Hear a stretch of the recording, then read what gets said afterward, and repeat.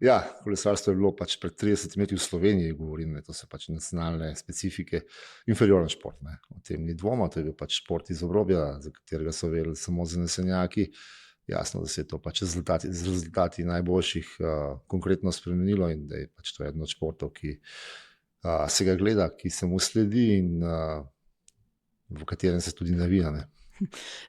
Je to seveda večja medijska pozornost, sem prepričana, sabo potegne tudi, da je marketinško ekipa bolj seksi.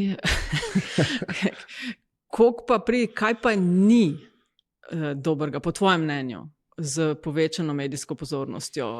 A je to mogoče tudi, zdaj bom naslepo ugibala, ker je seveda več obveznosti, ki jih kolesar ima ali pa kolesarka po koncu dirke, ne? No, absolutno. Če gledamo najboljše pa največje, z nami, z reprezentancem, v bistvu relativno malo obveznosti. Ne. Tiste 2 tedna, ko so z reprezentanco, vse ostalo so z ekipami, ki jih tudi plačajo, seveda, tako da do njih imajo bistveno večje obveznosti. Je pa tako, da športnikom je načeloma to odveč, vsem. Ne govorimo o kolesarjih samo, ampak o vseh ostalih tudi. Ne. Od začetka mogoče celo prija, ampak na koncu, ko se te stvari naberajo, so pa moteče. Ne. To je dejstvo, jemljajo ti čas, ki bi ga mogel nameniti za druge stvari, ne. Torej za trening, počitek, predvsem, ne. Družino, ne.